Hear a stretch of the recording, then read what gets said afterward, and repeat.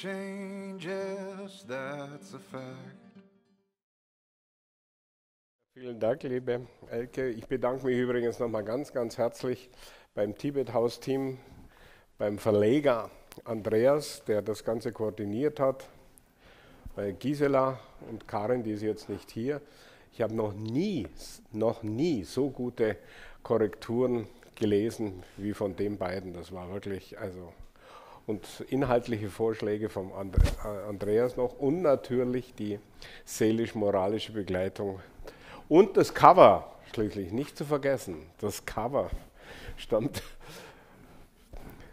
von meiner Vorrednerin, von der Elke. Okay, also herzlich willkommen. Sie hören, ich bin so ein bisschen lädiert. Ich hoffe, dass ich nicht zwischendurch und so weiter. Ich werde durchhalten, das wird schon gehen. Ich habe gehört, dass Leute, die fest kommen wollten, sind 5 an Grippe erkrankt. Da bin ich eigentlich noch gut weggekommen, ich habe nur Schnupfen. Okay. So, jetzt aber zum Inhalt. Wir haben als Titel gewählt dasselbe, was auch auf dem Buch vorne drauf steht. Keinerlei Hintergedanken natürlich. Es ist schwierig, in einen Vortrag all das reinzupacken. Das war übrigens auch vor einem Jahr nicht viel leichter. Was ich eigentlich da sagen wollte, darum habe ich eine kleine Auswahl gemacht der Themen, die mich hier bewegen.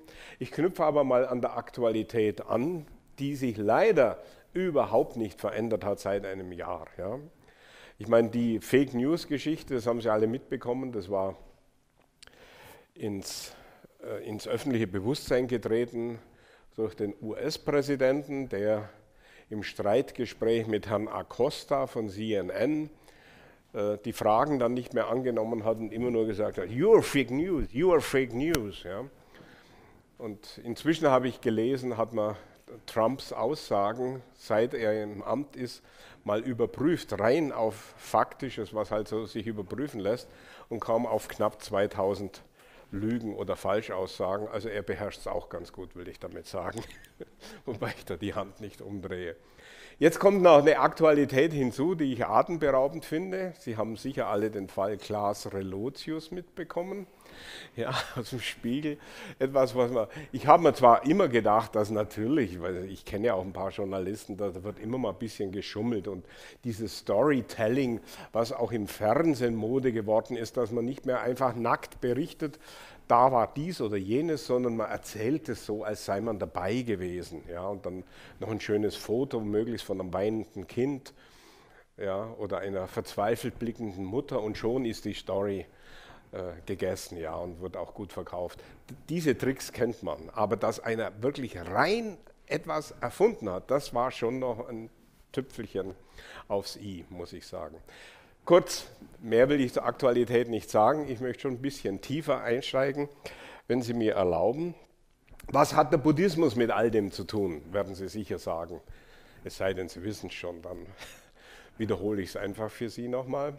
Nun, Buddhismus ist eine Religion, eine Ethik und eine Philosophie. Ich spreche zu Ihnen als buddhistischer Philosoph, wenn Sie so wollen, und ich habe mich immer so verstanden, was nicht heißt, dass ich die buddhistische Ethik nicht hochschätze oder auch durchaus praktiziere. Es heißt aber, dass ich nicht glaube, dass wir mit einem Fähnchen herumlaufen sollten und eine buddhistische Ethik gegen die christliche oder gegen die Aufklärungsethik oder sonst etwas verteidigen sollten. Und ich werde Argumente liefern, warum das gerade nicht im Buddhismus so ist. Da ist schon ein kleiner Unterschied. Ich sage nicht, der Buddhismus ist die beste aller Religionen, obwohl ich das persönlich so empfinde. Da kann ich übrigens wörtlich den Dalai Lama zitieren, der hat genau dasselbe gesagt. Ich sage nicht, dass der Buddhismus die beste Religion ist, aber ich glaube schon, dass es die beste aller Religionen ist. Das ist ja auch vollkommen gleichgültig. Selbst ein Dalai Lama, wenn etwas glaubt, glaubt er nur etwas, man muss es argumentativ verteidigen. Nein, worauf es ankommt, ist eine Kernaussage im Buddhismus, die im ursprünglichen Buddhismus schon anklingt, allerdings nicht so ganz klar. Für diejenigen, die nicht so ganz zu Hause sind darin, also der Buddhismus ist 2500 Jahre alt, Es gab ursprünglich eine mündliche Tradition bis, naja, so 1-2 Jahrhunderte vor Christus. Die Details kann Carsten Schmidt hier viel besser als Religionswissenschaftler erzählen. Und dann wurden sie aufgeschrieben aus dem Gedächtnis. Man muss allerdings dazu sagen, wenn wir sagen, hey, aus dem Gedächtnis, ich kann mich ja schon nicht erinnern, was gestern meine Frau zu mir gesagt hat, wie soll ich mich an so lange Reden erinnern, das sollte man nicht unterschätzen. Also in alten Zeiten war die Fähigkeit zu memorieren wirklich sehr, sehr gut. Und Sie kennen vielleicht alle den Philosophen Fichte. Fichte war ein Hüterbub, der Vieh gehütet hat, also ein ungebildeter Mensch. Aber er ging am Sonntag zur Messe und hat Wort für Wort immer wiederholen können, was der Pfarrer gepredigt hat. Und der Pfarrer hat ihn zu sich gerufen, da war er völlig verblüfft und so wurde dann Fichte gefördert. Und der Fichte, der große Philosoph des deutschen Idealismus, wurde daraus. Also es gab es auch in unserer Zeit Leute mit diesen Fähigkeiten. Warum soll es nicht zu Buddhas Zeiten einen Ananda gegeben haben, der das auch konnte? Ja. Und noch heute gibt es ich bin immer noch am alten Namen, aber ich sage ruhig auch Myanmar, gibt es in Myanmar, glaube ich, noch 5 oder 7 oder wie viele Mönche, die den gesamten Pali-Kanon auswendig können. Ja, das ist ganz ordentlich. Also das ist der früheste Inhalt. Im tibetischen Buddhismus sowieso, dass die viele Mönche unendlich lange Sutren, lange Belehrungen, lange Kommentare einfach auswendig können. Ja. Und was man mir immer sagt, ich konnte es nicht überprüfen, ich kann ja nicht tibetisch, der Dalai Lama, der kann es nicht nur auswendig, sondern wenn man irgendwie mitten reinspringt in einen Text, auswendig, das können wir viele, ja, man fängt an und dann rattert es so runter, das kennen Sie alle, aber mitten reinspringen in einen Text und das dann erläutern und so und dann dort weitermachen, das heißt, ihn wirklich intus zu haben, wie eine Schallplatte, dazu gehört schon was. Also ich will damit nur sagen, wir können schon vertrauen, dass da einiges wörtlich überliefert wurde. Das wird ja von anderen Religionen auch behauptet. Beim Koran soll es ja sogar so sein, dass der Koran im Himmel bei Allah schon seit Millionen Jahren genau unverändert Buchstabe für Buchstabe liegt. Das will ich jetzt nicht kommentieren. Aber ich will nur sagen, diese Idee, dass man Texte auswendig weitergibt, die gibt es schon sehr lange. Jetzt komme ich aber genau zu der Einschränkung, die wir finden beim Buddha selber. Und damit komme ich zum Thema. Der Buddha selber hat gesagt, und ich übersetze ihn jetzt nicht nur sehr frei, sondern ich interpretiere ihn dabei auch. Es ist nicht nur so, dass ihr da einfach eine Lehre wiedergebt und das mir einfach glaubt. Das macht er bitteschön nicht. Er hat abgeraten davon, dass man ihn wörtlich nimmt sozusagen und auswendig lernt. Und da gibt es die berühmte Rede an die Volksgruppe der Kalama, da will ich einen kleinen Ausschnitt vorlesen. Ich habe sonst nämlich immer nicht, aber für Zitate habe ich immer einen Zettel dabei. Geht, Kalama, nicht nach Hörensagen, nicht nach Überlieferungen, nicht nach Tagesmeinungen, nicht nach der Autorität heiliger Schriften, nicht nach den bloßen Vernunftgründen und logischen Schlüssen, nicht nach erdachten Theorien und bevorzugten Meinungen, nicht nach dem Eindruck persönlicher Vorzüge, nicht nach der Autorität eines Meisters. Wenn ihr aber, Kalama, selber erkennt, diese Dinge sind unheilsam, sind verwerflich, werden von Verständigen getadelt und wenn ausgeführt und unternommen, führen sie zu Unheil und Leiden, dann, o Kalama, mögt ihr sie aufgeben. Das ist eine revolutionäre Ethik, die an die Vernunft appelliert, an das Selbererkennen. Ich finde, in der chinesischen Kultur gibt es beim Meister Ko, gibt es einen Satz, der ähnlich klingt, der sagt, ein Edler, der tief eindringen will in die Wahrheit, strebt danach, sie selbstständig zu erkennen, also ja nicht auswendig zu lernen. Das ist mir sehr, sehr wichtig.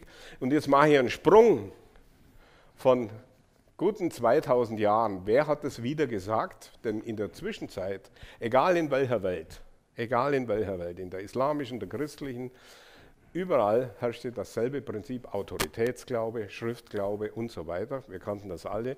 Dann kam bei uns die Aufklärung und die kannten den Buddha nicht und da sagte ein gewisser Immanuel Kant, Unmündigkeit ist das Unvermögen, sich seines Verstandes ohne Leitung eines anderen zu bedienen. Selbstverschuldet ist diese Unmündigkeit, wenn die Ursache derselben nicht am Mangel des Verstandes, sondern der Entschließung und des Mutes liegt, sich seiner ohne Leitung eines anderen zu bedienen. Und da kommt der berühmte Spruch, sapere aude, also denk selber nach, ganz simpel ausgedrückt. Habe den Mut, dich deines eigenen Verstandes zu bedienen. Warum ist das wichtig? Nun, das ist genau der Punkt, wie wir mit dem Problem, das uns gleichsam zusammengebracht hat, Illusion, Fake News und so weiter, umgehen müssen. Wir können nicht wiederum auf jemand anders hören, der uns dann vorschreibt und sagt, ja, das sind Fake News, das darfst du nicht glauben. Das scheint mir der genau falsche Weg. Und wenn das jetzt Facebook macht und wenn das Google macht und wenn das Regierungsstellen macht, dann geht der Schuss genau nach hinten los. Wichtig wäre, dass wir selber erkennen und Möglichkeiten in die Hand bekommen, um solche Dinge zu durchschauen. Und um so etwas zu durchschauen, hat sich im Buddhismus eine spezielle Schule herausgebildet.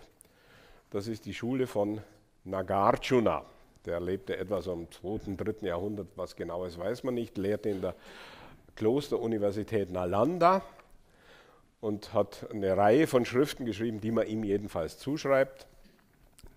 Mein Haupttext, auf den ich mich hier beziehe, sind 2, 3 Texte, heißt, frei übersetzt die Schrift vom mittleren Weg. Mittlerer Weg heißt aber nie Mittelweg.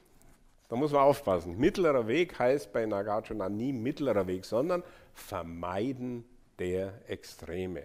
Oder noch präziser, Loslassen der Extreme. Und damit haben wir schon einen ganz wichtigen Hinweis, wie wir überhaupt mit jeder Art von Nachricht umgehen. Sie nicht ergreifen und festhalten und womöglich eine Überzeugung daraus zu machen. Und da zitiere ich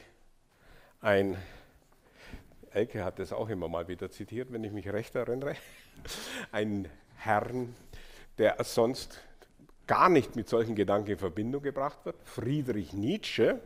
Friedrich Nietzsche hat gesagt, Überzeugungen sind gefährlichere Feinde der Wahrheit als Lügen. Das ist schon starker Tobak. Ja? Also, was sind eigentlich Überzeugungen? Wie kommen wir dazu? Warum ist es gefährlicher? Das möchte ich alles ein bisschen herausarbeiten. Bevor wir das aber tun, was hat der Buddhismus da eigentlich als Besonderheit zu bieten? Es gibt es doch bei uns auch. Es gibt doch bei uns auch die Überzeugung, da gibt es Illusionen und dann gibt es die Wahrheiten. Die Illusion, die muss man durchschauen. Zum Beispiel, die Sonne geht auf und geht unter und dreht sich um uns herum, aber das ist ja eine Illusion. Was ist die Wahrheit? In Wahrheit dreht sich die Erde in einer elliptischen Bahn um die Sonne und so weiter. So, das ist die Vorstellung. Es gibt eine Wahrheit und die erscheint aber auf eine merkwürdige Weise. Die Dummen oder Ungebildeten durchschauen das nicht und deshalb erliegen sie einer Illusion. Nun, diesen Begriff kann man durchaus auch in Beziehung setzen zur buddhistischen Theorie der Wahrheit oder Philosophie der Wahrheit. Es gibt auch im Buddhismus diese Vorstellung, dass etwas eine Illusion ist, die mit bestimmten Tatsachen konfrontiert leicht durchschaubar ist. Ja? Oder eine Lüge, die schärfste Form der Illusion. Wenn ich zu Ihnen sage, da draußen ist ein Kamel im Regen, ja, dann werden Sie das, glaube ich, ohne Überprüfung als Lüge erkennen. Rein theoretisch wäre es ja denkbar, gell? Aber Sie brauchen ja bloß rausschauen, dann sagen Sie, hey, was redest denn du für einen Schmarrn? Ja? Also das gibt es im relativen Sinn auch, das wird natürlich ein Buddhist nie bestreiten, dass man in diesem Sinn eine Illusion entzaubern kann.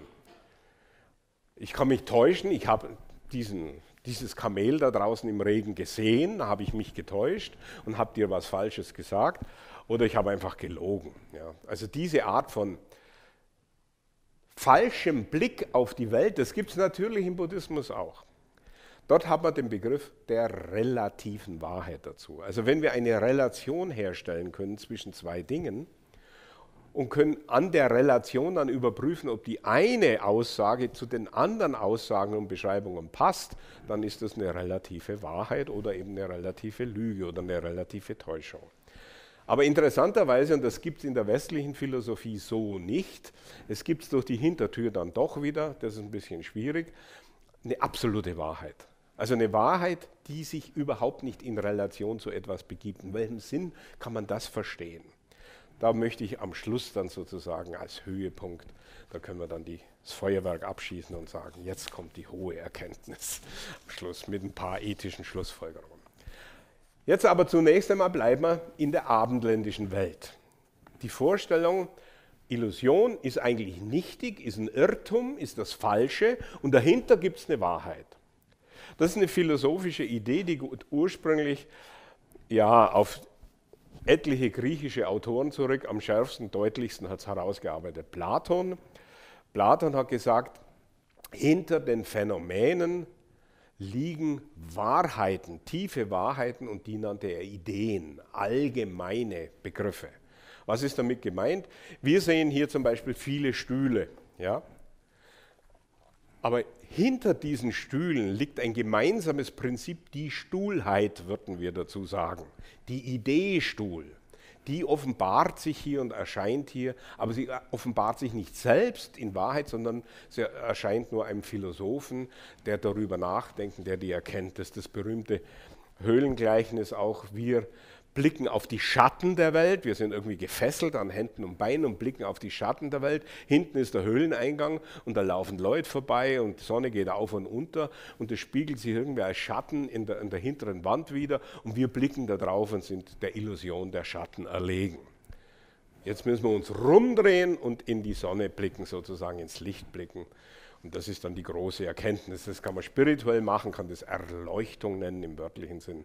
Oder man kann es als schrittweise Erkenntnis nennen. Das ist die abendländische Vorstellung. Es gibt eine absolute Wahrheit, aber die zeigt sich nicht sofort. Da muss man sich anstrengen.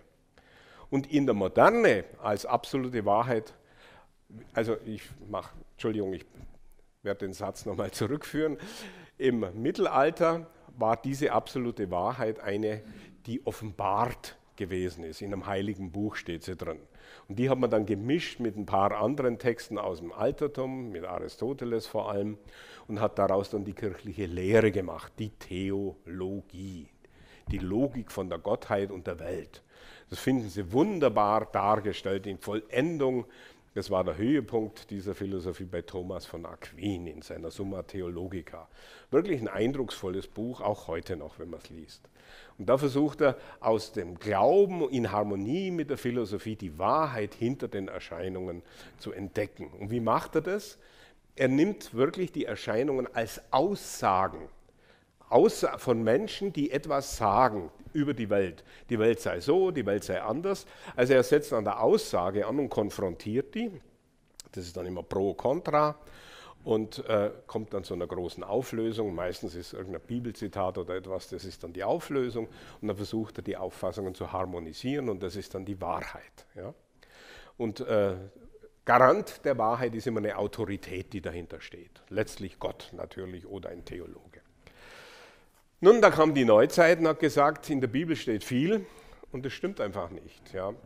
Das mit der Sonne war natürlich schon mal ein erster Schock, aber auch andere Dinge kamen hinzu und daraus hat sich die neuzeitliche Wissenschaft entwickelt. Wie erscheint nun in der neuzeitlichen Wissenschaft Wahrheit und Illusion? Wie verhalten sich die da zueinander? Nun, die Wahrheit, das ist der heutige Stand der Dinge, wenn man so will, physikalische Gesetze. Alles, was wir hier sehen, ist Ausdruck physikalischer Gesetze. Das ist die tiefe Wahrheit. Das sind die platonischen Ideen, wenn man so will. Ja? Letztlich kann man alles auf Physik reduzieren. Das ist jetzt nicht meine boshafte Behauptung, sondern das wird genauso gesagt. Ich zitiere Ihnen mal einen amerikanischen Philosophen, der das sehr prominent vertreten hat. David Lewis, ich lese zuerst Englisch vor. The world is as physics say it is, and there's no more to say. Die Welt ist so, wie es die Physik sagt, mehr ist nicht zu sagen. Punkt. Ja? Also, klare Sache. Studieren wir Physik, dann verstehen wir, wie die Welt ist. Ja? Und ich habe auch, gerade in letzter Zeit habe ich, weil ich einen anderen Zusammenhang am Vortrag vorbereite, sehr, sehr viel Physikbücher gelesen aus den letzten Jahren und staune immer wieder, wie die in der Einleitung schreiben, ja, ich wollte verstehen, wie ich bin. was ich bin als Mensch. Was ist der Mensch? Ja, der Mensch, der hat ein Gehirn. Ein Gehirn besteht aus Molekülen.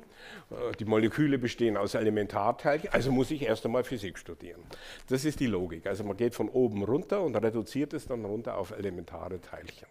Das nennt man auch Reduktionismus oder auch Physikalismus. In einer etwas harmloseren Form wurde das immer wieder vertreten. Einer der ersten, der es gesagt hat, war natürlich Galilei, der entdeckt hat, dass in der Natur ja offensichtlich Regelmäßigkeiten gelten. Das hat übrigens schon sehr, sehr viel früher, haben das Babylonier entdeckt und die haben sogar gerechnet. Die hatten eine sehr gute Mathematik, die ist nur vergessen worden. Dann kam wieder Platon, Ptolemäus und wie sie alle hießen und haben Modelle entwickelt von der Welt. Und daraus ist dann eben in der modernen Physik die Idee entstanden, dass die Physik die Wirklichkeit richtig beschreibt. Wer es am klarsten, finde ich, ausgedrückt hat, ist Giambattista Vico. Vico hat gesagt, ja, es ist gut, wenn wir die Welt erklären können, auch mathematisch, er spricht immer von Geometrie, damals war die Mathematik noch irgendwie nicht so klar aufgestellt wie heutzutage. Und er sagt aber, nur das, was wir experimentell gleichsam herstellen können, was wir machen können, das ist dann auch wahr. Das nennt man auch Verum-Factum-Prinzip. Wahr ist, was wir machen können. Ja. Das beherrscht heute übrigens, ich werde darauf noch eingehen, viele, viele Geister und Denkformen.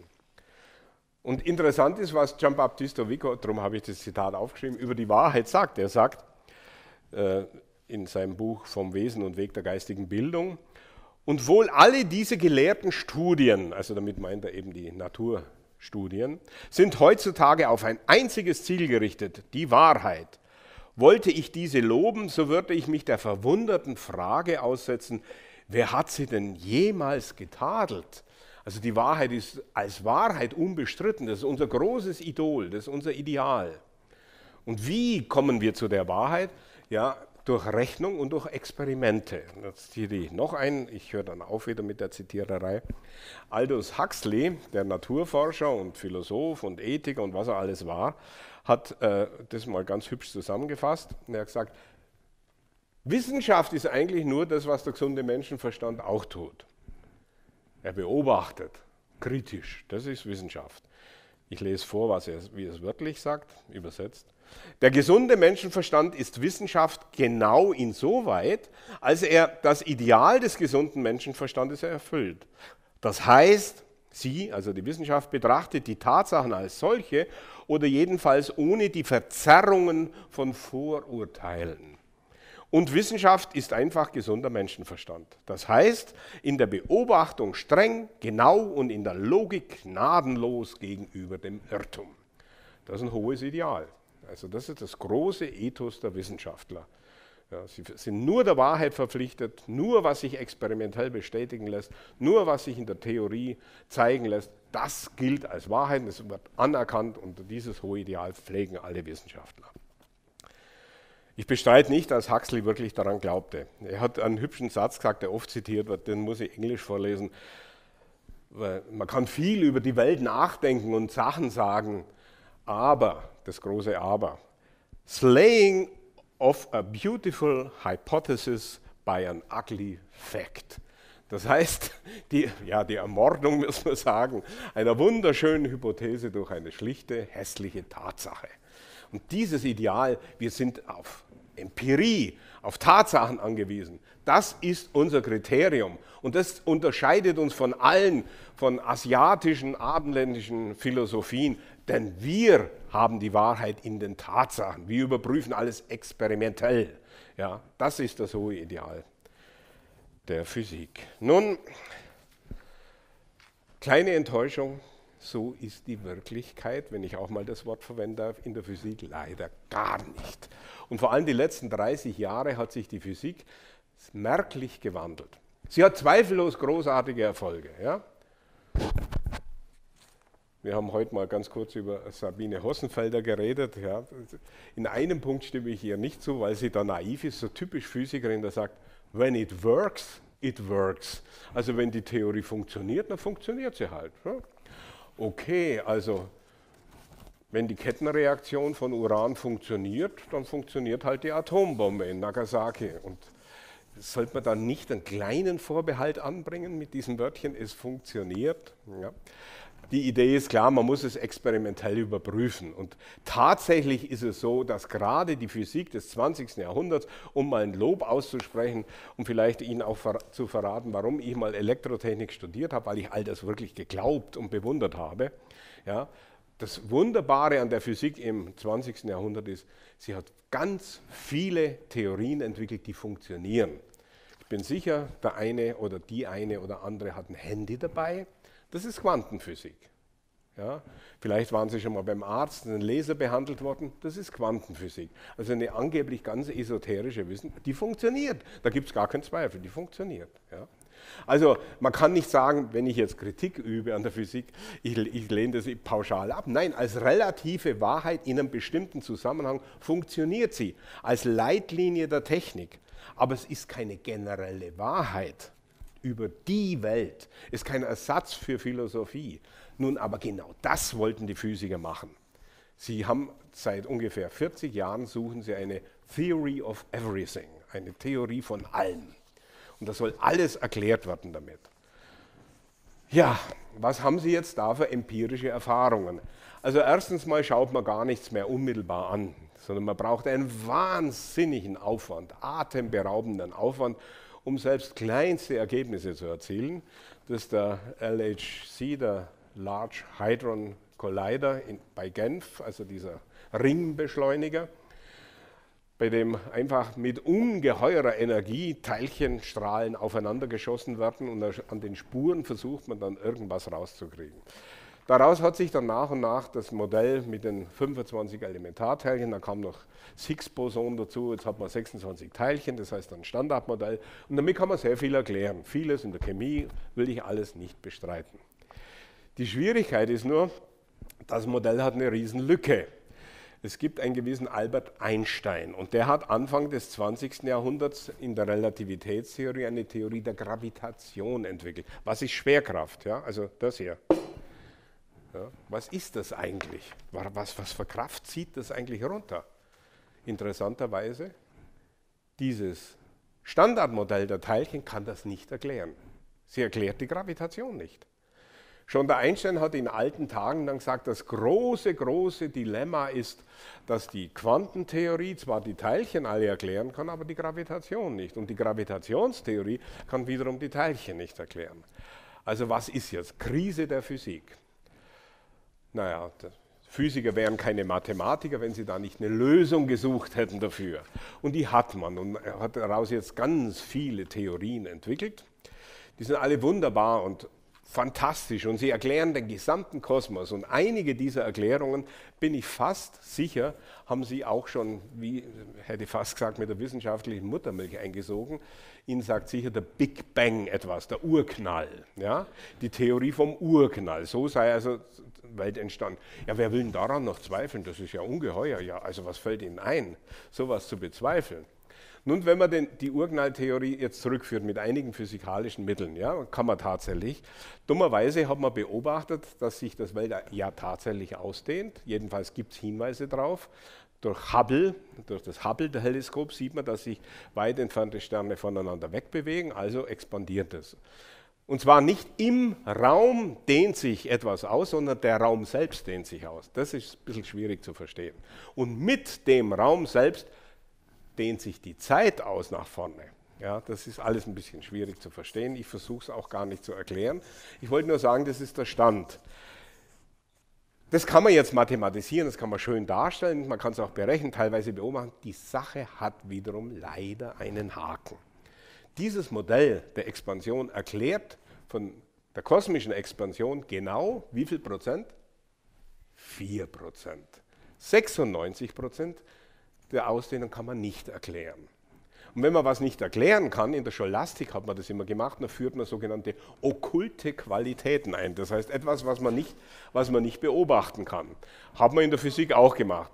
Da haben wir gesagt, ah ja, da haben wir irgendeine Materie übersehen, die wissen wir zwar noch nicht, wie sie ausschaut, woraus sie besteht, aber das ist eben dunkle Materie, Dark Matter. Es hat nicht gereicht, es hat jetzt zwar 40% erklärt, aber der Rest hat immer noch gefehlt. Also ja, es gibt eben auch noch die dunkle Energie. Ja? Also jetzt hat man noch die dunkle Energie eingeführt. Schwierigkeit ist nur, dass man jetzt seit 30 Jahren versucht, die Teilchen für dunkle Materie und dunkle Energie zu finden. Sie lesen immer mal wieder in Science oder in Guardian oder in sowas, ja, Hinweise, man hat Hinweise gefunden. Und dann hören Sie nie wieder was davon. Ja. Ist noch kein Nobelpreis vergeben worden, weil man es einfach nicht findet. Ja. Frage ist es da? Ist es nicht da? Ja, was ist es dann eigentlich für eine Theorie? Gut, dann kamen super gescheite Leute. Die waren also noch unendlich viel klüger. Ich versuche immer, wenn Sie mir erlauben, diese Bemerkung, ich versuche immer mal ein Paper auch zu lesen. Ich komme zum Buddhismus schon noch, ja, keine. Ich will Sie nur von der westlichen Denkform abholen und Ihnen zeigen, wie da Illusionen funktionieren. Ja, das ist mein Bestreben. Also der Punkt ist, wie kommt man von der Vorstellung, dass sich der Kosmos ausdehnt, dass es dunkle Materie gibt, wie kommt man da auf das ursprüngliche Modell zurück? Die Antwort ist, man braucht eine neue Theorie. Und die neue Theorie sagt, naja gut, wenn wir jetzt bin ich böse, hören Sie, nur halb hin, ich bin böse. Ja, wenn wir schon dunkle Materie einführen und dunkle Energie, dann können wir doch überhaupt dunkle Elementarteilchen einführen. Und wieso müssen das Elementarteilchen, das sind gar keine Teilchen, das sind so ähnlich wie eine Saite. Sie sehen, das ist die Rock'n'Roll-Ära, da hat man Gitarre gehört. Ja. Ja, das ist übrigens gar nicht so abwegig, aber nebenbei. Man hat gesagt, ja, das Kleinste im Universum, noch viel, viel kleiner als jedes Quark und kleinste Teilchen, das sind Strings. Das sind ringförmige, schwingende Saiten, Strings. Der Nachteil ist noch, mit dieser Theorie, die mathematisch extrem kompliziert ist, also ich habe immer mal wieder versucht, die Paper im Original zu lesen, mit einigen Papern der Quantentheorie, da ging es noch so ein Stück weit, habe ich die Mathe geahnt. Relativitätstheorie habe ich sogar mal richtig mich reingekniet. Der Einstein ist noch verständlich, also wenn man sich die Mühe gibt, versteht man ihn noch. Aber die Superstring-Theorie, das ist für mich zu hoch, muss ich gleich sagen, vorbei, verstehe ich nicht mehr. Ich habe es aber probiert. Ja. Wenn ihr aber selber erkennt, sagt der Buddha, dann habe ich mir gedacht, okay, aber ich habe es nicht erkannt. Wie auch immer, diese Superstring-Theorie, die Dinge haben immer zwei Enden, ich komme gleich auf das andere Ende. Das eine Ende ist die schwierige Mathematik, die schwierige Theorie. Da gibt es einen Supergenie, der wird also als das ist der Popstar unter den Physikern. Der hat interessanterweise noch keinen Nobelpreis bekommen, aber er hat die Fields-Medaille bekommen. Das ist der Nobelpreis der Mathematik. Er hat viele neue mathematische Formen entwickelt, um diese Theorie überhaupt entwickeln zu können. Naja, die Theorie kurz zusammengefasst lautet, es gibt nicht 3 Dimensionen, Raum und noch eine, die Zeit, 4. Es gibt auch nicht 5, wie einige postuliert haben. Es gibt 10, aber mit 10 kommen wir auch noch nicht klar. Die sind alle eingerollt, die Dimensionen. Ja? Das sind eingerollte Dimensionen. Das ist eine schöne Vorstellung. Zeitdimension, die eingerollt ist. So heißt es wörtlich, enrolled. Ja, ich weiß nicht, wie es sich immer vorstellen soll, aber man kann es Gleichung hinschreiben. Das geht. Am Ende kamen aber dann trotzdem unendlich viele Möglichkeiten einer Formulierung für die Theorie raus und die hat man klassifiziert, da waren es noch 5 und dann kam ein gewisses Genie, Edward Witten heißt er, und der ist wirklich, also wie ein erleuchteter Meister liegt er auf der Couch und halluziniert nur Gleichungen, habe ich mal ein Interview mit ihm gesehen, also er muss wirklich atemberaubend gut in Mathematik sein, ja. Ich habe mal versucht, ein Paper zu lesen, also ich sage Ihnen aber gleich einen Trick, wie man auch so schwierige Dinge dann doch durchschauen kann, auf eine ganz andere Weise. Jedenfalls hat der eine sogenannte M-Theorie, wo er nie verraten hat, was das M bedeutet. Einige sagen Magic, andere sagen Meta und so weiter. Jedenfalls eine Theorie über allen Theorien drüber.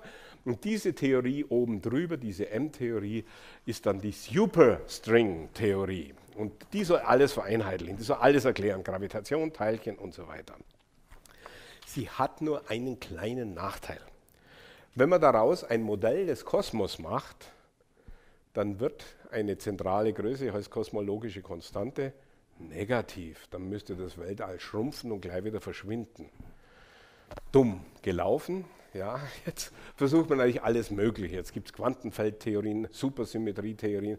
Unendlich viele Theorien gibt es, die alle den Kosmos in seiner Expansion erklären sollen, die alle unseren Kosmos erklären sollen. Aber die Schwierigkeit ist immer, von diesen Theorien gibt es immer nicht nur eine, sondern fast unendlich viele Varianten. Ja. Und jetzt kommt langsam der Buddhismus rein. Jetzt passen Sie auf. Wie erklärt man jetzt, welche von den furchtbar vielen Möglichkeiten unser Kosmos ist, unseren Kosmos ausmacht? Was ist unsere Wirklichkeit? Wieso sind unsere Naturkonstanten genau so groß, wie sie sind? Nun, es gibt einige amerikanische, von der Theologie her kommende, die sagen, naja, das hat Gott so gemacht. Das war nicht so ganz zufriedenstellend, das wollte man nicht so sagen. Dann hat man einen anderen Begriff eingeführt, sagt dasselbe, nur anders, man nennt es jetzt Feintuning. Ja, man muss die Theorie feintunen und zwar nach einem Prinzip und das Prinzip nennt man anthropisches Prinzip. Das heißt so, die physikalische Theorie muss so formuliert werden, dass am Ende Leben möglich ist. Das heißt, unsere Chemie, unsere Elemente, die müssen am Schluss rauskommen. Das ist keine Erklärung mehr, sondern das ist, man hat unendlich viele Möglichkeiten mathematisch, kann aber nicht mit diesen Möglichkeiten was erklären. Dann sagt man, ja, die erklärt was, die das erklärt, was wir ohnehin schon wissen. Ja, das ist dann das anthropische Prinzip. Nur die Schwierigkeit hierbei ist wiederum, jetzt breche ich diesen Exkurs weitestgehend ab. Die Schwierigkeit ist hier wiederum, dass wir, wo habe ich es? Sekunde, ich darf doch keine Zitate mitbringen. Muss auswendig zitieren, ich sehe es schon. Die Schwierigkeit hierbei ist wieder, es gibt ja unendlich viele Möglichkeiten. Und diese unendlich vielen Möglichkeiten, von denen wir eine erleben, und diese eine Möglichkeit ermöglicht unser Leben, so wird das erklärt. Diese unendlichen Möglichkeiten nennt man jetzt einfach zusammenfassend Multiversum. Das ist es ist nicht mehr ein Universum, sondern Multiversum. Nur die Wahrscheinlichkeit, und da gibt es jetzt neuere Beobachtungen über bestimmte kosmische Konstanten, es gibt neuere Beobachtungen, die Wahrscheinlichkeit, dass unsere Natur, unsere Naturkonstanten, unsere Chemie und so weiter, dass die entsteht, die kann man inzwischen ausrechnen. Ich habe hier leider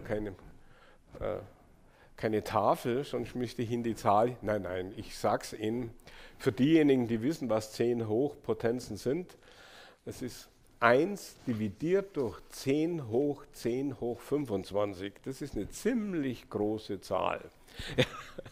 Und das ist die untere Schätzung. Also 1 durch diese riesige Zahl ist die Wahrscheinlichkeit, dass es unser Weltall gibt. Aber uns gibt es. Was ist das für eine Theorie, ja, die uns nur zu so einer winzigen Wahrscheinlichkeit erklären kann?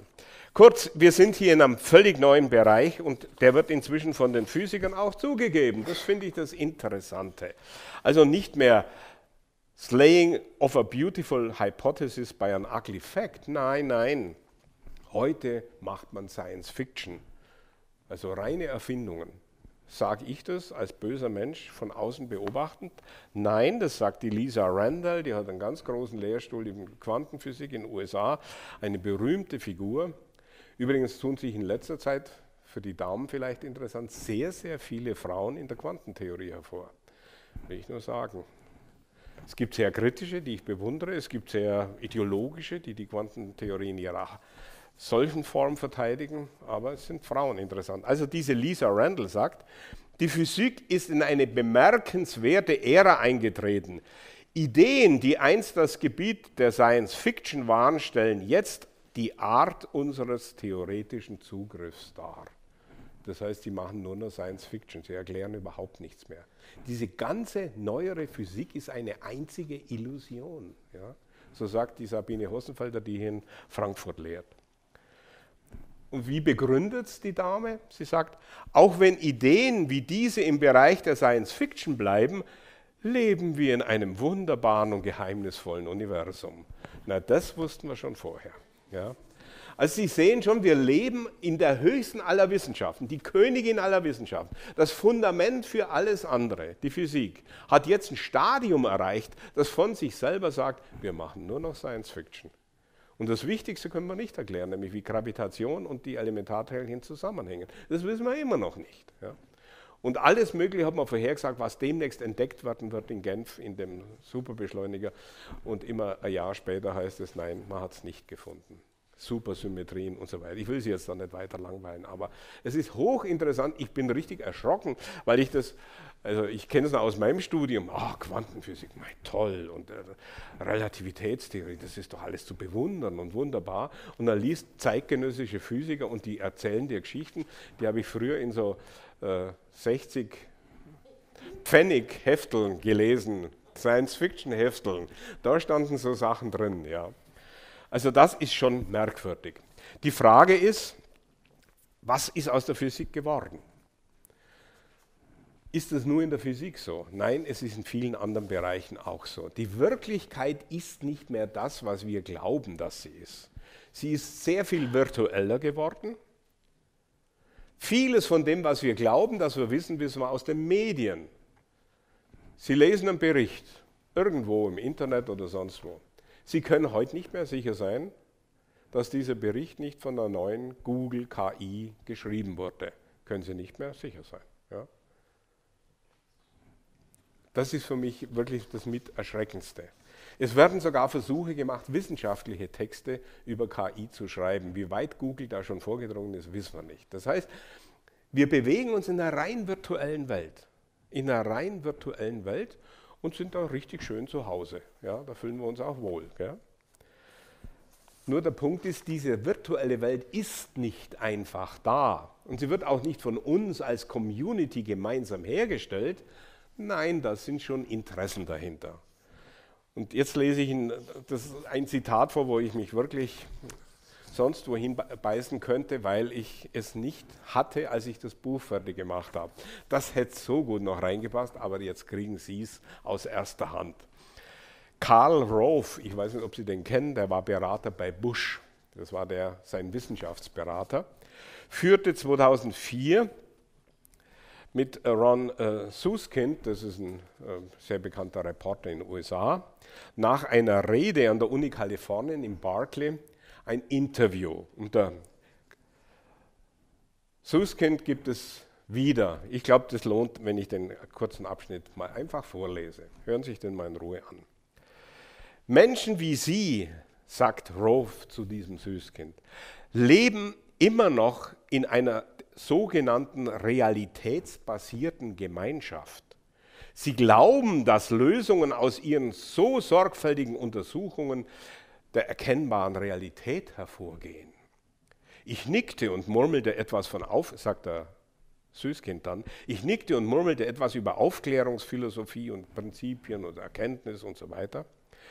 Er schnitt mir das Wort ab und sagt dann, und jetzt kommt's, festhalten, anschnallen, so funktioniert die Welt nicht mehr. Wir, die Amerikaner natürlich, sind jetzt ein Imperium.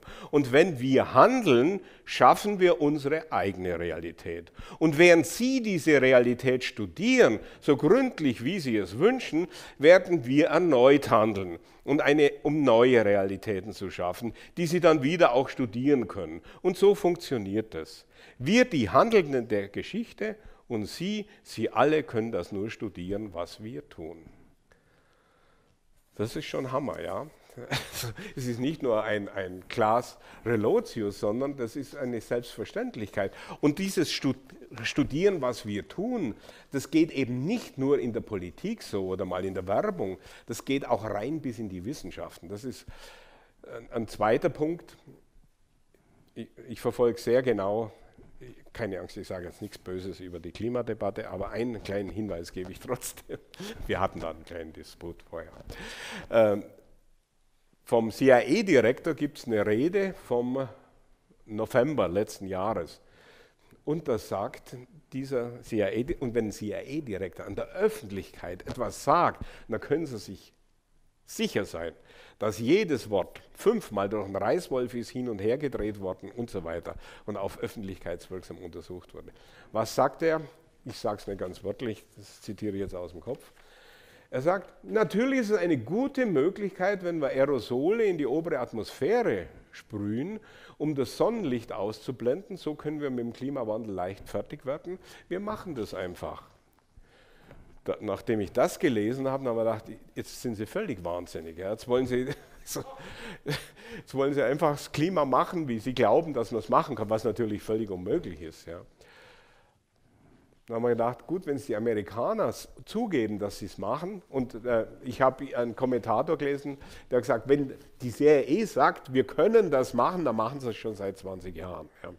Das ist in der Regel so. Dann haben wir gedacht, naja, wenn es die Amerikaner machen, dann machen es bestimmt die Chinesen auch. Und die geben es auch noch zu. Die verkaufen das als große Lösung für globale Erwärmung. Und welches Gebiet eignet sich ganz besonders, dass man zunächst einmal die Dinge ausprobiert?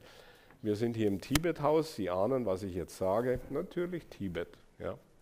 Also Sie sehen schon, was Roff hier sagt, wir schaffen Realitäten, die ihr dann studieren dürft. Ihr dürft dann auf Thermometer gucken und sagen, wie haben sich Temperaturen verändert oder wieso haben wir jetzt plötzlich kalte Winter und wieso ist jetzt plötzlich dies so und so weiter. Ihr dürft studieren, was wir hergestellt haben. Ja. Der Punkt ist nur, Sie beherrschen das natürlich überhaupt nicht. Ja. Und es gab schon mal in den 70er Jahren, da gab es eine völlig andere Theorie, die übrigens fast einhellig auch damals von Klimawissenschaftlern vertreten wurde. Die hieß damals Global Cooling. Und was haben sie da für einen tollen Vorschlag gemacht? Ja, um das zu verhindern, dass die Eisgletscher so viel so viel Licht zurückstrahlen und damit Wärme wieder zurückgeben, müssen wir ganz einfach was tun. Wir setzen Atombomben ein, schmelzen den Nordpol ab und den Südpol ab. Es war ernsthaft vorgeschlagen. Es gibt Briefe, die sind inzwischen dokumentiert, an Präsidenten, sowas vorzuschlagen. Und Gott sei Dank war damals noch ein Präsident dort, der Nein gesagt hat. Ich weiß nicht, was heutzutage los wäre. Also Sie sehen schon, dass mit dem Illusion ist zugleich Wirklichkeit, was im Buddhismus nie ein Unterschied war. Das ist inzwischen im Westen Realität geworden. Die Frage ist, wie kann man das verstehen? Geben Sie mir noch eine Viertelstunde, halten Sie noch durch, ich habe auch später angefangen. Ja. Wir können dann in der Diskussion alles im Detail vertiefen. Jetzt wollte ich den Bogen machen zum Buddhismus rüber. Wenn es möglich ist, Realität so zu fälschen, aktiv, passiv in der Vorstellung kann man es natürlich am allerleichtesten. Sie wissen alle, wie das heißt. Einbildung. Wenn das kollektiv geschieht, dann nennt man es PR. Ja. Und da gibt es einen Meister von 1922, Public Opinion hat er geschrieben, das war Walter Lippmann, und der hat das alles vollkommen ungeniert und klar so geschrieben. Er knüpft an Le Bon an, das ist ein französischer Massenpsychologe, der hat gesagt, ja, die Masse denkt nicht in konkreten Begriffen oder sowas, sie denkt in Bildern, sagt er. Also müssen wir sie mit Bildern versehen. Ja, und dann gehorchen sie schon. Also ein ganz neuer Ton. Wir unterdrücken die Menschen nicht. Wir brauchen keinen Kommunismus. Das machen nur Stalin und Mao und so böse Leute. Wir machen das viel klüger. Wir verändern das Bewusstsein der Leute. Und die merken es gar nicht. Die finden das toll. Die sagen dann ich dazu. Ich glaube, dass das so und so ist. Für mich ist diese Seife meine Persönlichkeit. Gucken Sie auf YouTube diese Bekennervideos von jungen Herren und Damen an, da sehen Sie, wie sehr das funktioniert. Und genau das hat der Lippmann vorgeschlagen und das ist so in den letzten 50, 70 Jahren umgesetzt worden. Ich habe bloß ein paar Zitate von Lippmann, weil es bleibt einem immer die Luft weg, wenn man es liest, aber es wird viel zu wenig gelesen. Meine Freunde, die Silja Graupe und der Walter Oetsch, die haben das Buch jetzt im vorigen Jahr übersetzt, das ist im Frühjahr rausgekommen. Ich hoffe, es wird auch im deutschsprachigen Raum langsam zur Kenntnis genommen. Walter Lippmann also sagt, jene Sichtweise, die zur Stimmung passt, wird als Wahrheit genommen. Davon geht man also aus. Das nennt man heutzutage postfaktisch. Ja, Das hat sogar die Kanzlerin so definiert. Unsere Kanzlerin hat gesagt, ja, heutzutage achten wir nicht mehr auf Fakten, man spricht von postfaktisch und man achtet nun auf Gefühle. Naja, das hat der Walter Lippmann empfohlen, dass man das tun sollte. Die Fiktion, sagt Lippmann weiter, wird für Wahrheit genommen, weil die Fiktion dringend gebraucht wird. Von der Firma, von der Politik, meinetwegen auch von einer religiösen Gruppe oder auch von einem Verband von einem Club von, was weiß ich, Atheisten oder Dalai Lama-Kritikern, sowas gibt es auch, organisierte. Ja. Jetzt will ich aber nicht zu polemisch werden, aber Sie kennen ihn wahrscheinlich. Kennen Sie Goldner? Dann wissen Sie, von wem ich rede. Ja. Lippmann, ich will damit nur sagen, das sind nicht nur ein paar dumme Religiöse oder ein paar böse PR-Menschen, ja, das sind auch die sogenannten Aufklärer. Ja. Skeptikerbewegung nennen sie sich in den USA, das sind radikale Physikalisten, die behaupten, alles lässt sich reduzieren. Und wer dagegen schreibt, der wird sofort angeprangert als esoterischer Spinner. So einer steht vor Ihnen, so wurde ich auch genannt von denen. Ja. Weil man es wagt, dass man ihre reduktionistische Illusion, das heißt, dass man alles auf Physik reduzieren kann, wenn man die nicht teilt, dann ist man Esoteriker, dann ist man Spinner.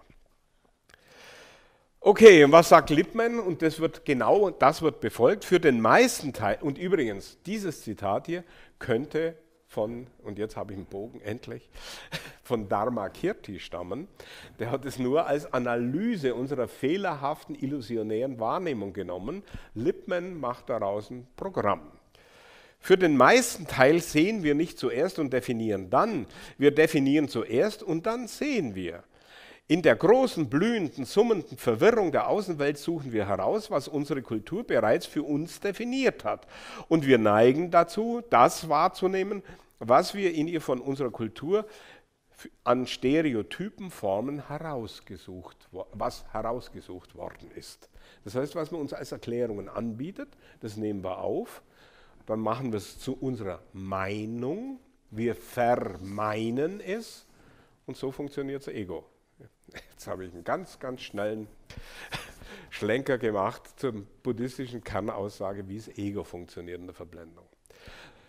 Die Schwierigkeit besteht jetzt also wirklich darin, dass wir dem nicht entgehen.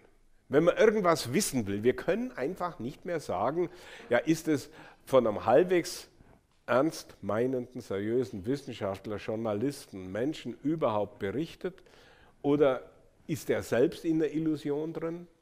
Hat er bestimmte Interessen? Ich mache ihn männlich, damit ich hier den deutlich höheren Frauenanteil nicht verärgere. Aber auch Frauen sind leider heute nicht mehr ganz unschuldig in solchen Dingen. Das heißt, wir können einfach bei Aussagen, wir haben gar nicht die Macht und die Möglichkeit, es zu überprüfen. Was sollen wir also tun? Sollen wir verzweifeln und sagen, die Welt ist, naja, ich verwende keinen Kraftausdruck und so ist es halt und jetzt müssen wir kapitulieren? Oder gibt es vielleicht was anderes? Und da komme ich jetzt zu meinem Hausguru, zu Nagarjuna, der uns eine Methode an die Hand gegeben hat, wie wir sowas durchschauen können. Und Sie sehen schon, ich brauche es jetzt gar nicht abstrakt vorstellen. Ich habe Ihnen jetzt viele Beispiele genannt. Ich möchte an diesen Beispielen kurz zeigen, wie man mit Hilfe der Madhyamika-Methode sowas durchschaut. Also die erste und wichtigste Voraussetzung ist, dass man sich überlegt, stimmt es überhaupt intern? Ist das endogen, sagen die Wissenschaftler, ist das endogen stimmig? Ich mache Ihnen ein Beispiel. Ich habe Ihnen vorher von Edward Witten erzählt, diesem Überflieger in mathematischen Dingen, ja, der mit seinen Gleichungen nicht einfach Teilchen beschreibt, die sich im Raum bewegen, sondern der den Raum selbst erklärt und die Zeit selbst erklärt. Ja. Er sagt, wir dürfen nicht sagen, etwas bewegt sich im Raum oder in der Zeit, sondern die Zeit manifestiert sich sozusagen und der Raum manifestiert sich erst aus diesen Gleichungen raus. Und dann haben wir gedacht, jetzt muss ich doch mal gucken, du schreibst ja nicht nur Mathe, du schreibst ja auch Text. Was für Wörter verwendest du eigentlich, um das, was du sagen willst, zu sagen? Und da kommen dann plötzlich dauernd Wörter vor wie vor, nach, neben, heraus, innen, außen. Entschuldigung, wie erklärst du die Wörter? Wo hast du denn das her? Welches Verständnis ist das denn? Du hast offensichtlich eine Vorstellung von Raum und Zeit. Wo holst du die denn her? Die holst du aus dem Alltag, lieber Mensch. Und da blickst du jetzt auf deine Mathematik und du meinst, du machst was Ursprüngliches. In Wirklichkeit bewegst du dich, und jetzt bin ich wieder bei Lippmann, in einer Stereotype, die dir aber nicht bewusst ist. Ja? Und das sind im Buddhismus die verblendeten Denkformen, die unseren Alltag bestimmen und durchziehen. Das sind die Denkformen, die einfach da sind. Also so ganz simpel, das Glas steht auf dem Tisch. Ich glaube, es bestreitet niemand. Stimmt das? Das Glas tut etwas, es tut das Stehen auf dem Tisch. Sehen Sie das wirklich? Sehen Sie da wirklich, dass das Glas was tut? Tut das Stehen? Verstehen Sie die Schwierigkeit? Das heißt, unser ganzes Denken ist voller metaphysischer Vorurteile. Und genau diese metaphysischen Vorurteile dringen auch dann ein, wenn ich ein Lügengebäude aufmache oder so etwas. Und wenn man diese metaphysischen Vorurteile, man kann es auch Stereotypen nennen, wie der Lippmann, oder Bilder, oder man kann es Voraussetzungen nennen, oder Rahmen, das ist mir gleichgültig. Aber es ist etwas, das ist schon da, und in das hinein treten unsere Beschreibungen. Ja? Und genau das ist die Urverblendung.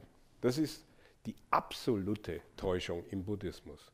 Sie funktioniert relativ natürlich wunderbar. Wenn ich sage, Sie fragen mich, wo hast du das Glas hingestellt? Dann habe ich gesagt, auf den Tisch.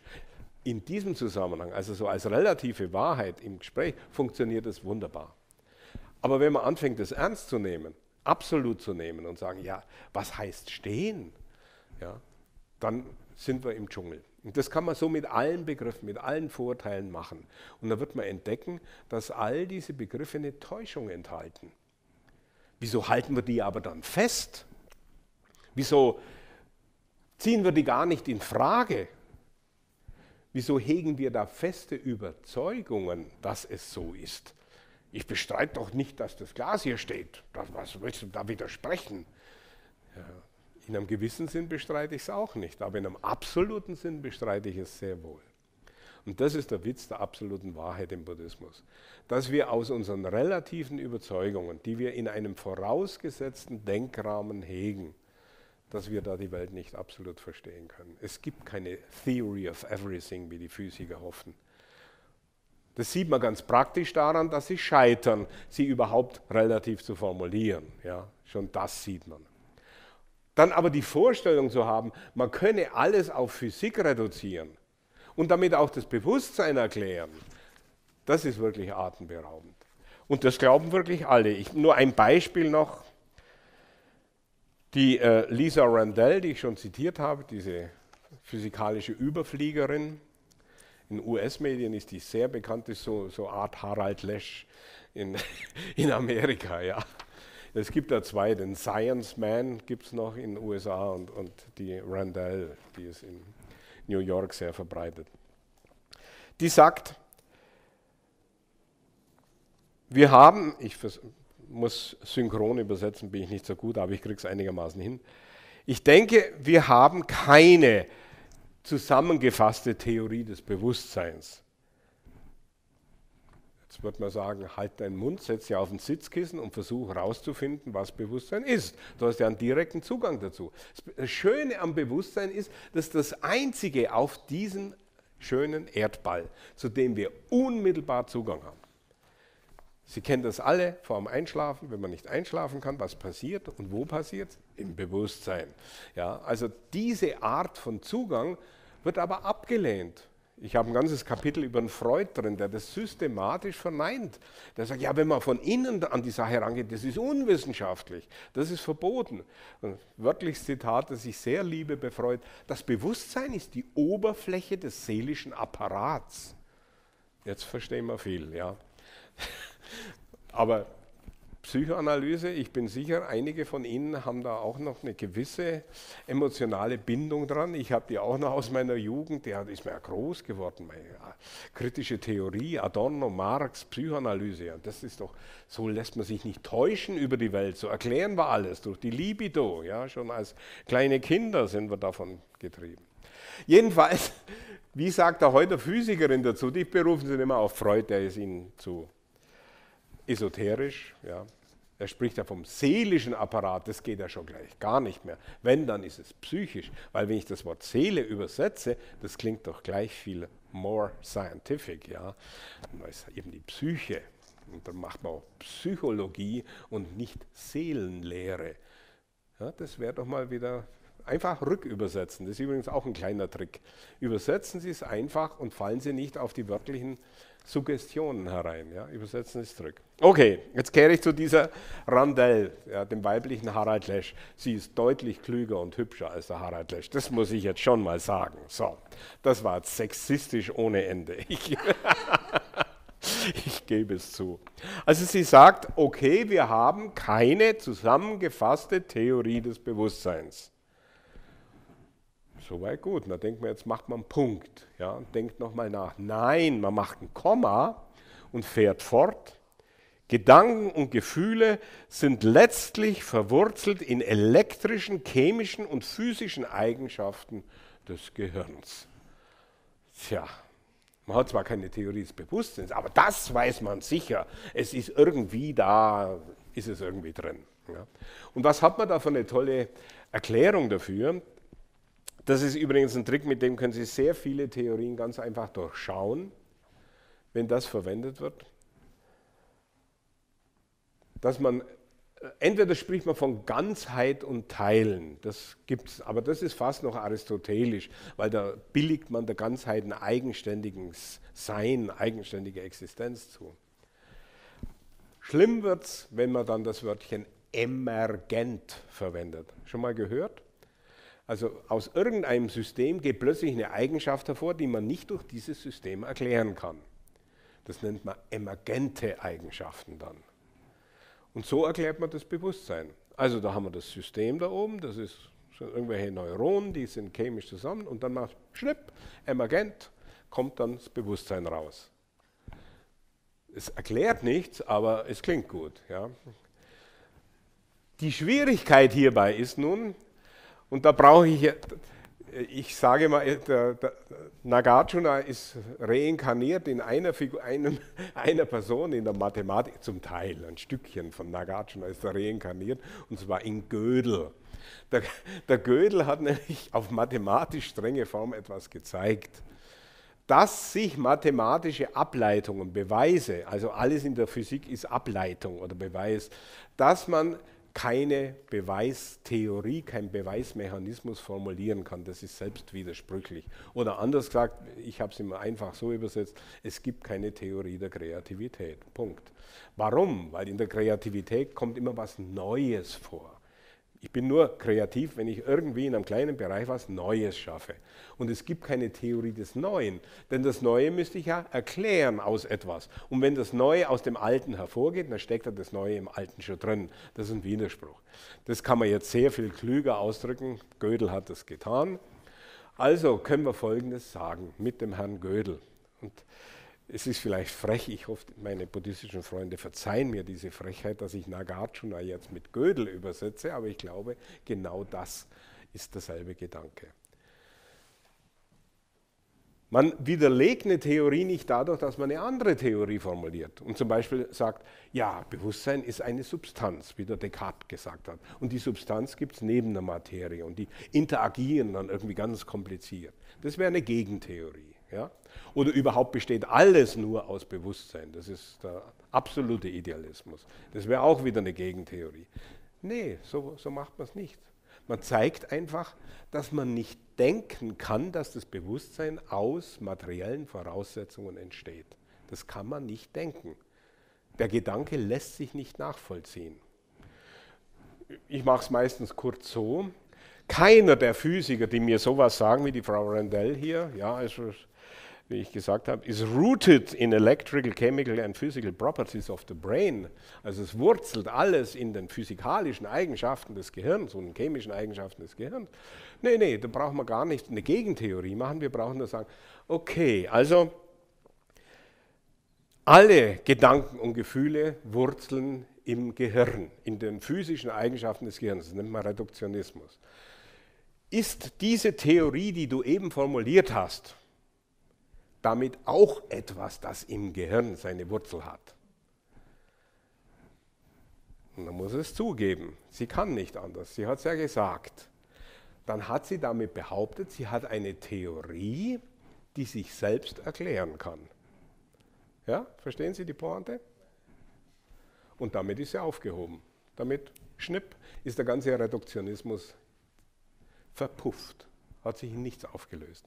Und das ist der Witz in der buddhistischen Philosophie bei Nagarjuna, dass man sagt, die Dinge sind nicht positiv ergreifbar. Man kann es nicht festhalten, man kann nicht sagen, das Bewusstsein ist dies oder das. Weil indem ich das sage, verwandle ich es ja schon in was anderes. Wenn ich sage, Bewusstsein ist Geist, dann sage ich, ja, und was ist Geist? Und so weiter. Also dann komme ich in so eine Kette gegenseitiger Abhängigkeit. Kurz, es bleibt nichts übrig. Das nennt man übrigens auch Leerheit. Ja. Also im Madhyamika, in dieser zentralen buddhistischen Philosophie, treibt man alle Gedanken. Egal in welchem, ich habe jetzt nur 2 Systeme aus der Physik, habe ich jetzt mal zur Abwechslung genommen. Das kann man, wie gesagt, aus vielen anderen Bereichen machen. Da gibt es ein kleines Büchlein dazu. Da wird es dann vorgeführt, warum man es überall machen kann und wie man es machen kann und wie das dann zur europäischen Philosophie in Beziehung steht. Und, jetzt mache ich aber wirklich eine Werbeeinblendung, und man kann zeigen, dass einige dieser Gedanken tatsächlich auch in Europa schon gedacht worden sind, nämlich bei der Skepsis, bei Pyrrhon, der griechischen Skepsis, gibt es das auch schon so. Und wie gesagt, ich behaupte noch, der Herr Gödel ist eine späte Inkarnation, oder was weiß ich, vielleicht ist er auch nur die Inkarnation von Pyrrhon oder er hat es ganz einfach unabhängig gefunden, weil es stimmt. Es ist einfach die Wahrheit, aber es ist eine absolute Wahrheit insofern, weil sie nicht an etwas geknüpft ist, sondern ich gehe in etwas hinein, in ein Denksystem. Das war die Frau Randell, die das gesagt hat. Sagen übrigens natürlich viele. Das sagt der Singer, das sagt der Dawkins, das sagen alle, sagen genau dasselbe, nur in anderen Worten. Ich habe halt die Dame zitiert, weil sie es besonders schön, einfach, klar erklärt hat. Ja. Ist rooted, wurzelt im und so weiter. Besser kann man es nicht sagen. Ja.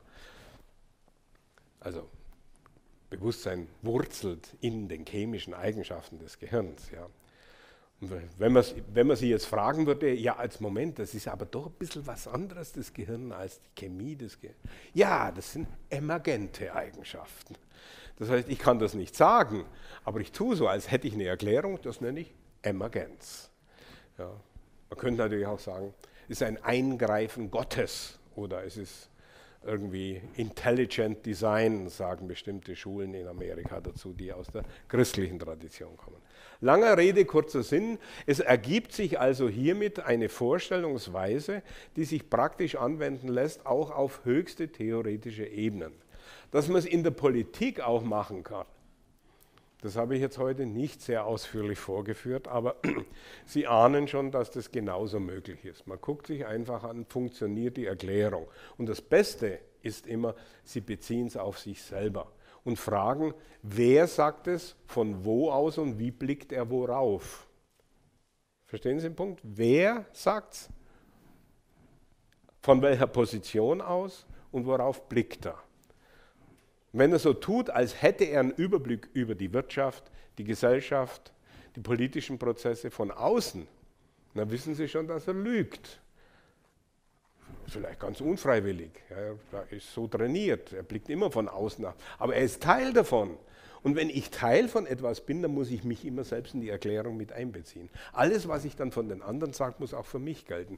Wutsch, bin ich schon wieder in dem Widerspruch. Schon wieder hebt Herr Gödel seinen Finger und sagt, Widerspruch, Widerspruch. Ja. Also da muss man, oder wie gesagt, Nagarjuna, der dann einfach sagt, es ist leer, man kann es nicht erklären. Ja. Das ist gegenseitig abhängig, aber man kommt zu keinem Ergebnis. Gut, jetzt muss ich aber wirklich zum Schluss kommen. Und das geht nicht, ohne wenigstens 2 kleine ethische Tipps zu geben. Wie geht man in so einer Welt mit den Dingen um? Ja. Ich wiederhole nochmal das Nietzsche-Zitat. Überzeugungen sind gefährlichere Feinde der Wahrheit als Lügen. Was ist eine Überzeugung? Das ist ein Gedanke, den ich festhalte. Und weil ich ihn festhalte, halte ich mich in diesem Gedanken fest. Ja? Ich als Physiker sage, ich als Mann sage, ich als Frau sage, ich als Ökonom sage, ich als Deutscher sage. dieses als, ich als, das erwächst aus dem Inhalt dessen, was ich ergreife. Ich muss etwas ergriffen haben. Ich als Christ sage dir. Ja? Aber erst vor ein paar Tagen habe ich einen Brief bekommen von einer Afrikanerin, die wollte irgendwie Geld von mir und fing dann an, wir Geschwister in Jesus. Ja? Und schon hätte sie mich catchen wollen sozusagen. Ich zähle mich dazu. Also wir sind Geschwister in Jesus und bitte überweis mir ein bisschen was. Ja. Hätte sie mich direkt gefragt, hätte sie vielleicht ein bisschen was gekriegt, aber bitte nicht durch diesen Trick. Ich will damit sagen, wir halten ständig irgendwelche Voraussetzungen fest. Das ist das, was der Walter Lippmann Stereotypen nennt, was Le Bon Bilder nennt, was bei Dharmakirti schlechthin begriffliches Denken ist. Jede Art von Begriff tut was? Es greift. Wir müssen eigentlich nur auf die Sprache genau hören. Was tut ein Begriff? Er greift etwas. Und in dem Augenblick, in dem wir was greifen, sind immer zwei beteiligt. Einer, der greift, und das Ergriffene. Also wird in dem Augenblick, in dem ich einen Begriff verwende oder denke, in dem Augenblick werde ich als der Ergreifende und das Ergriffene geboren. Dann springe ich zum nächsten Gedanken, dann ist das Ich schon wieder gestorben und dann wird ein neues Ich wieder geboren, aber das merken wir gar nicht. Ja, wir sind so daran gewöhnt, dass diesen Kontinuum von sich ablösenden Ergreifen und Loslassen ist. Nur manchmal vor dem Einschlafen, ja, wenn man jetzt nicht viel Meditation geübt hat, vor dem Einschlafen wird einem dann plötzlich klar, was ist jetzt da eigentlich in meinem Kopfkino alles los, was mache ich mir für blödsinnige Sorgen und habe ich die Herdplatte wirklich nicht ausgeschaltet und so weiter. Kurz, das Festhalten an irgendwelchen blödsinnigen Zeug treibt uns herum und gängelt uns. Im Alltag meinen wir sind die Macht. Wir können das ergreifen, beliebig steuern. Aber wir können es nur dadurch steuern, dass wir was anderes ergreifen. Und das ist die Grunderkenntnis im Madhyamika von Nagarjuna. Du wirst nie etwas dadurch los, dass du etwas anderes ergreifst. Du musst das Ergreifen, Loslassen üben. Das ist die tiefste Erkenntnis, die ich Ihnen anbieten kann. Und das ist auch für die Ethik die wichtigste Voraussetzung. Wenn ich an mir selber beobachte, und das erfordert ein bisschen eine Übung, einfach Selbstbeobachtung, mein Gott, wie oft habe ich irgendwas geglaubt und habe es wieder losgelassen. Ich bin ständig am Loslassen von irgendwas. Eben habe ich noch gedacht, ich brauche jetzt unbedingt ein Glas Wein.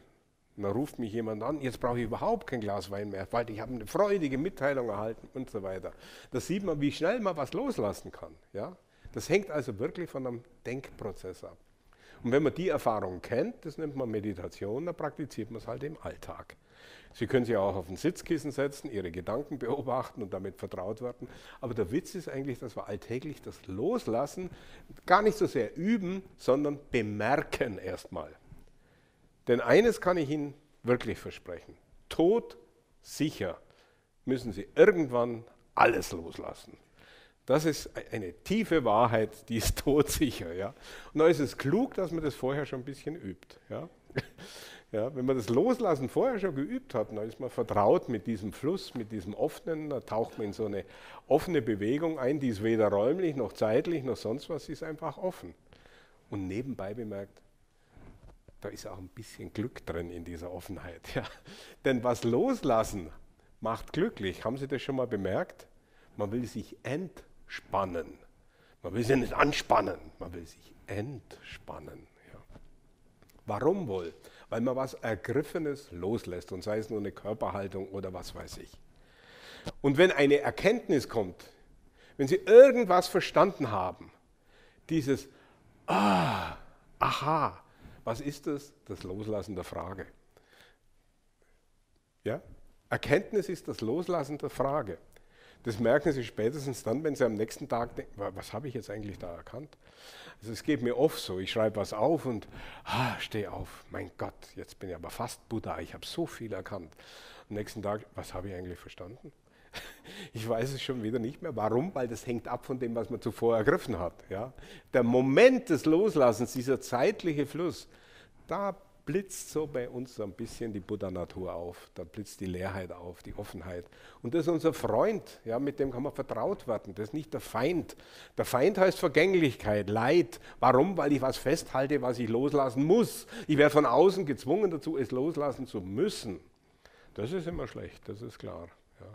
Das wird nicht sich vermeiden lassen, das wird im Leben immer wieder passieren. Geliebte Menschen werden verschwinden, Beziehungen lösen sich auf, Reichtum verschwindet. Also, oder schlicht und ergreifend, sie finden ein Buch nicht, das sie todsicher besessen haben, wo sie ganz sicher sind.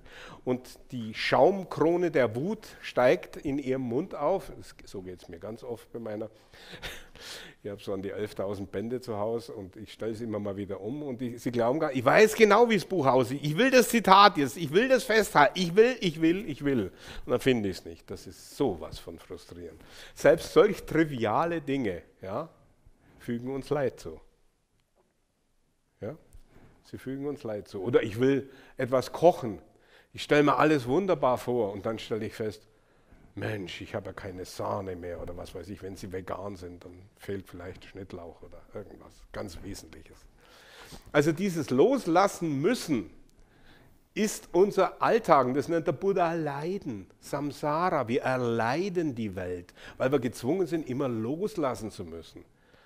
Und die Erleuchtung, also die einfache Form, nicht die des Buddha oder die unserer Gurus hier oder sowas. Ich spreche hier ganz klein, ja, für uns bescheidene Menschen.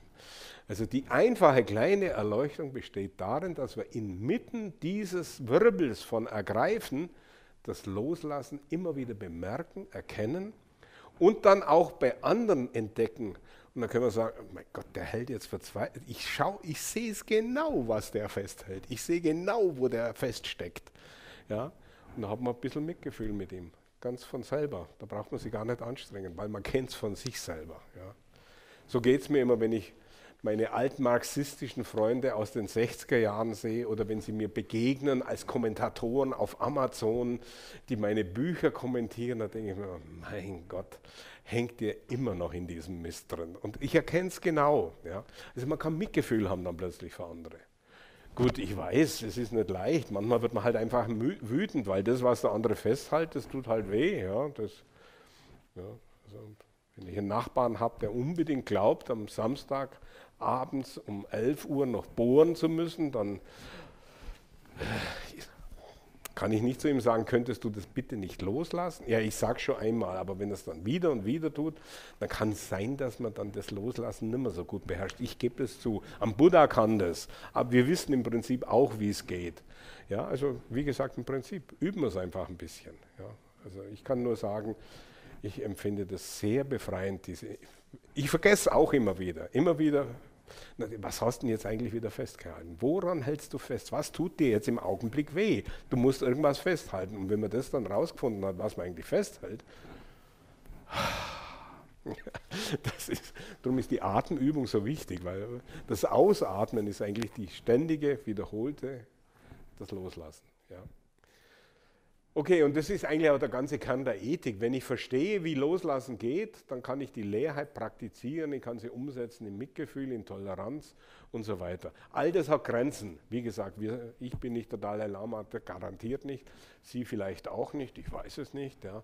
Vielleicht sind sie einfach viel weiter, das kann ja sein. Aber ich kann nicht immer nur lächeln, das schaffe ich nicht. Ja. Ich bewundere aber Menschen, die das können. Aber wir können es anstreben. Und wie geht's? Man muss wissen, wie das geht. Nicht einfach sagen, ich will mich wohlfühlen, sondern ich muss das Loslassen üben. Das ist eigentlich das ganze Geheimnis.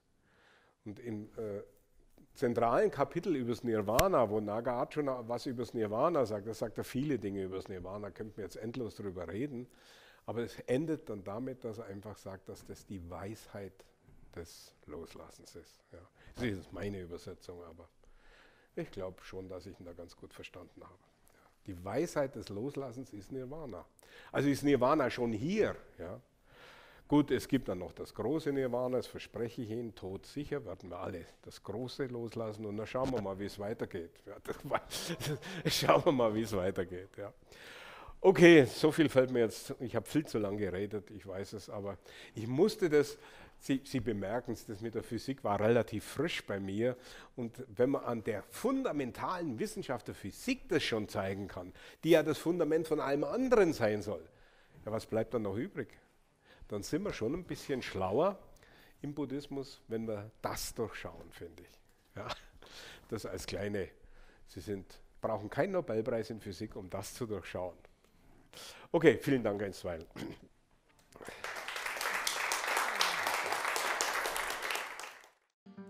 The wind changes, that's a fact.